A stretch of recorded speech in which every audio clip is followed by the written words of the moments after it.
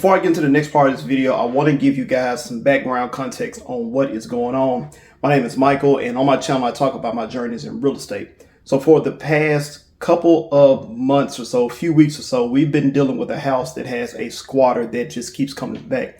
He keeps returning. He brings more stuff in each time he comes, and comes to find out when I just went to the house again, he had come back in after we put all of his stuff out for, I believe this would be the third time.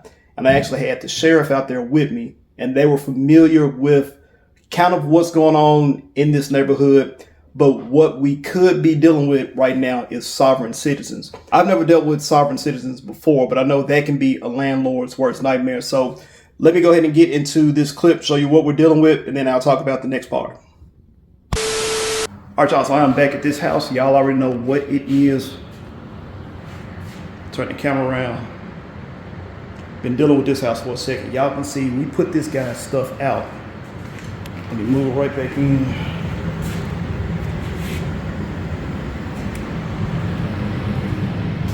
I had to call the sheriff back out because I know that when I got here, somebody was in here again.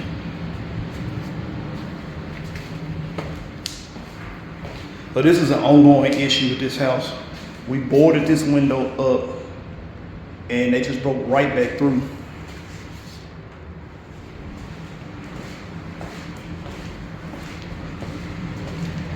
And then y'all remember last time we threw all this stuff out. Mattress right back in.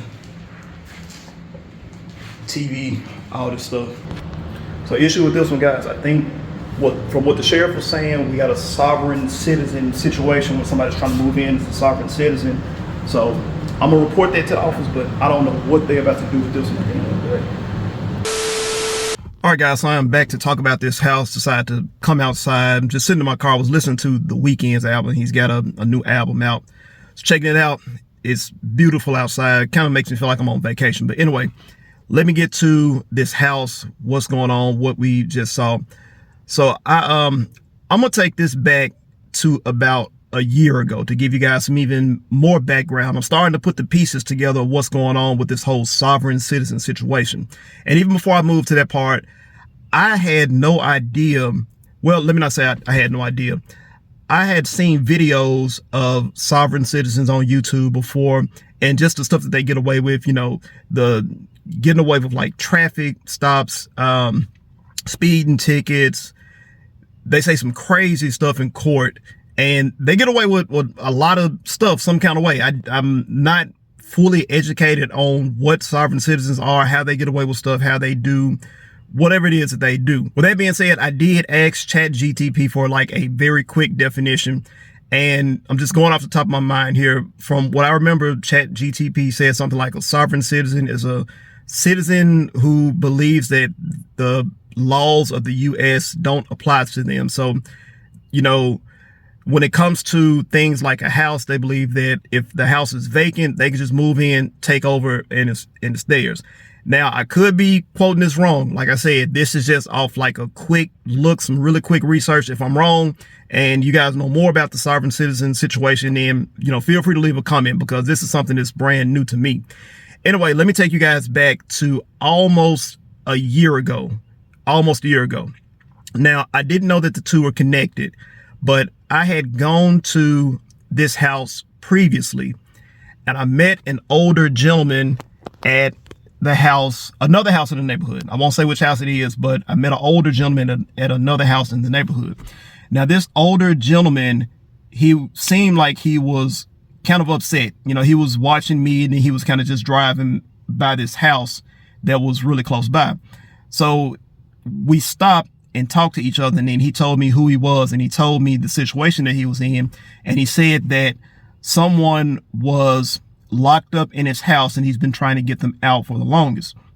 So I just kind of took the opportunity. It's like, okay, well, you know, trying to see if I can be a problem solver. And I asked him if it's one that he would be looking to sell, because it was a distressed property. He hadn't been in it in quite some time. Whoever was in there had kicked him out. I won't say the relationship, but there was a relationship there. And I asked him, would it be one he'd be interested in selling? We exchanged contact information, and that was kind of the end of it from there. I may have tried to reach out to him. I can't really remember. It's been a while back, but we didn't get back in contact after the fact. So it wasn't a house that I could get. Now let's move forward to currently, maybe a couple of months or so ago. This house that we manage, it was fully rehab. You guys have seen it in the videos and everything. So completely rehab, ready to go, ready to rent, and it's actively being marketed for rent. A few weeks ago, when I went to go and check on the house, I noticed some things were off. I kind of did a survey of the exterior of the house before I went in, and I noticed through the back window that there was a mattress in the house. So this is when I believe I called the sheriff and told them that somebody was in the house. But by the time the sheriff had gotten there, they had gone out the back of the house and they had taken this mattress and put it on a car. They had taken the mattress. It was like 4 people. They took the mattress and put it on a car nearby. And they did it so fast that the police didn't even realize what had happened. And I didn't even realize what had happened until I put 2 and 2 together, went back in the house and saw that the mattress was gone. But they still had some other stuff like trash and just minor items in there. So even with that being said, as long as I've been talking about this house, I'm not sure if it's just one person. I don't believe it's one, because I've even had a neighbor to say that there are at least 2, and I have seen at least 4 people working together. So they got the mattress, put it on top of their car. They go on down the street with a mattress on top of their car, and they're actually holding this mattress with their hands. They didn't tie it down or anything. They got out of there quick before the sheriffs could see them. So that happened. We got the house cleaned up. Any small repairs that need to be done, that got done. Went back to check the house again, and I noticed that somebody had broken into the house again. Now, the second time that we went in there, they had moved in more stuff. It was like a mattress, and I want to say this may have been the time when they had the refrigerator and some other stuff. I can't remember exactly. I'm trying to keep the timeline together, but there were bullet holes in the house. Now, I spoke to the sheriff. When I spoke to the sheriff about the situation again, he was kind of familiar because he said that there were a lot of police calls out to this particular house. Now we're talking about the house that we manage and the house nearby. So I'm starting to put 2 and 2 together again. Okay, we got bullet holes. These are some people that could be kind of dangerous. They are trying to squat in this house, and they're connected to this other house. It's like, okay, fine, whatever. We still got to go ahead and get all this stuff out the house and get it, marketed. So had the cleaning team, they came, got all this stuff out again. Now, the third time that I went, this is when they had actually moved in a bunch more stuff. This is when they actually moved in the refrigerator, microwave. What else was it? They were starting to actually kind of set up a bedroom set with this mattress and chairs and a TV and some more stuff. Now, keep in mind, anytime that we have ever put out squatters before, it's not usually this hard. They're not usually that persistent. Now, I have had one other house where, they've tried to break in a couple times, 2 or 3 times. But after a while, once we board it back up, then that's pretty much it. This particular situation right here, though, that I'm currently dealing with, they keep coming in. And like I said, the next time I go in there, I'm not sure what they may have, in there. They may have had, the whole house furnished, might have a butler in there. I don't know what they might have. They might have set up cable, anything.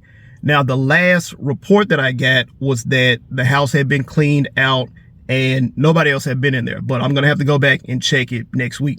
Now, when the sheriff arrived this last time, this was another sheriff that was also familiar with the situation. He said that, hey, these people with this house close by, we've had the police call, or we've been called on them before because they're sovereign citizens and we had to get them out. And I'm like, okay, so now I'm starting to piece it together. We have some sovereign citizens who are coming from this house and trying to take over the house that we manage too. I don't know if they're trying to take over the whole cove or what, but they've already gotten this house from this guy that I mentioned earlier, this older guy, and they're trying to take over the house that we manage. So this is where it gets kind of crazy. Now, every time I've come to the house, or like my partner goes to the house or anybody goes to the house, and it's like they know we're coming.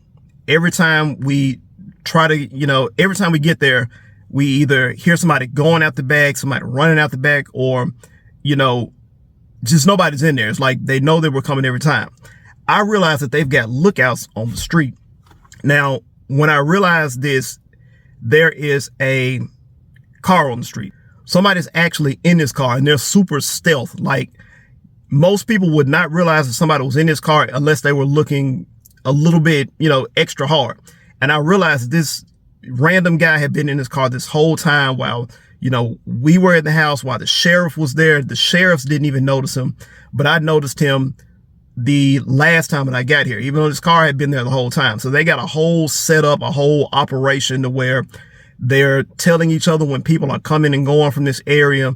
And yeah, man, it's getting kind of crazy. So I know that this is a situation where I won't be returning back to this house alone at all, period. Somebody's going to have to go with me, or we're going to have the cops to escort us out there or something. But when it comes to this sovereign citizen situation, I'm not sure what the main office is going to do.